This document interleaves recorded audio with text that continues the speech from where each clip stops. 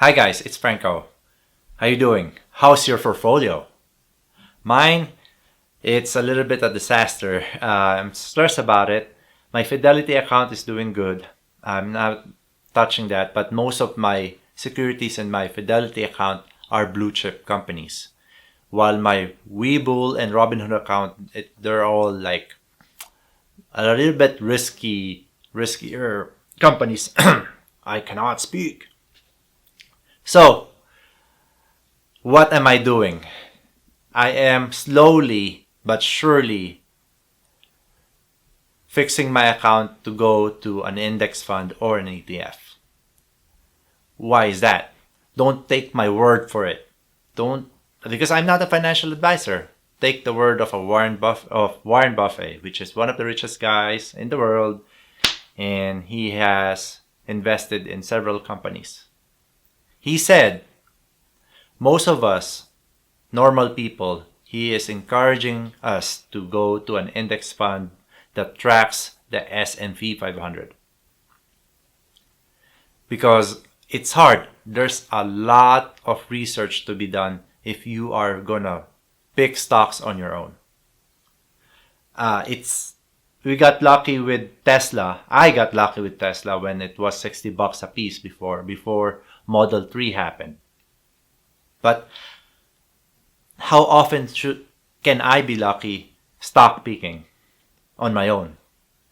I cannot predict the next Amazon, Tesla, or Apple, or even Microsoft. It's hard.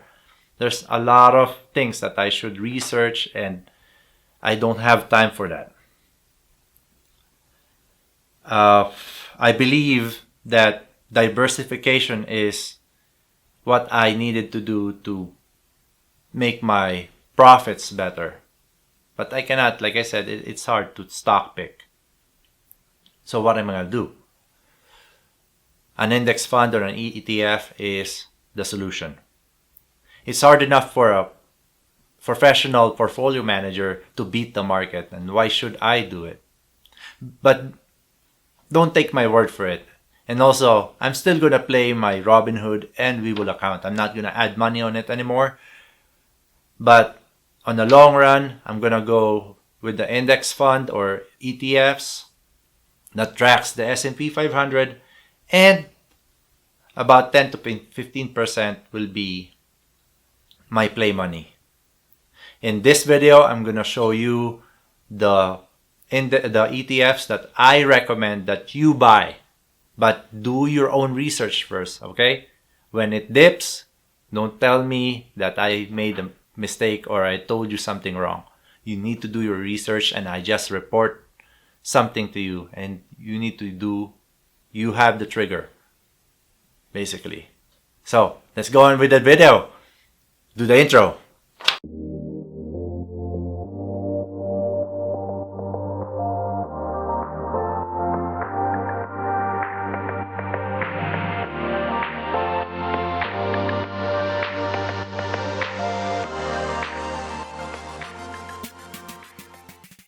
Let's start with VO, Vanguard Midcap ETF.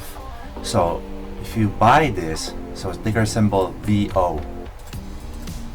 Right. Now, if you are wanting to be exposed in midcaps between 2 billion and 10 billion market cap companies, and there are some volatility because of the pandemic, but perform significantly better by moving half a step towards a larger companies without going all the way blue chips like 3M or Google.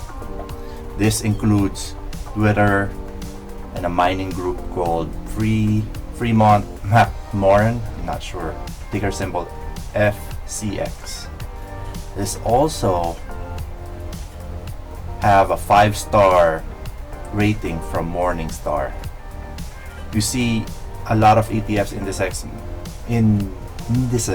indexes, my accent, and mutual funds are analyzed by Morningstar. You can just search it out, and the expense ratio for this is 0.04%, so it's very, very cheap. So 1 year performance, look at this. It's 46%, 3 year 16%, 5 year is 15%, and 13% for a 10 year.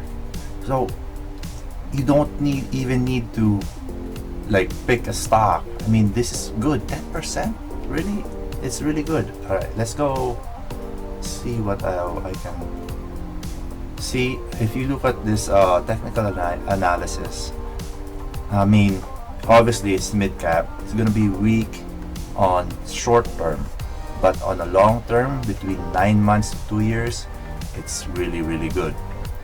Okay, that's the first ticker symbol, VO, mid cap index. So another one is VOO, and I have a lot of this. It's quite expensive at $400, but imagine you're not gonna have headaches anymore because some sector is going down, and this is very good. It benchmarked to the S&P 500 index, so the large companies of our country, which is US. I live in US for some people who doesn't really know me. It's easy way to invest in large cap companies with more than 10 billion market cap. So Google, like I said earlier, it's mid cap. Now it's like large companies like 3M, Google. Even active Wall Street managers often underperform compared to this ETF. And Morningstar again have a 5-star rating on it. And look at this. And performance, you can see the performance here.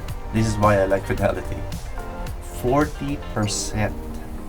Look at that, 40% return. 18% for a 3 year, and in 5 year 17%. That is very, very good. I believe in the US market, so especially our big companies in this country. So you decide. I'm very heavily invested in this, and this is where I want to go in my biggest account at Fidelity. And what else can I see there? And as you can see, short and mid-term, it's really weak, and again, strong on long-term goals. When you buy ETFs like this, you need to know buy and hold almost forever. All right. Let's see another ticker symbol. Third one is ARC Innovation. Now this is quite cheap, but the problem is it doesn't have a lot of years left, or years, because it's just I think this just got in about 2012, 2015, along those range. And it's by Cathy Wood. I'm not sure if you guys are. It's the new Cathy Wood is like, they're saying it's the new Warren Buffett of this generation.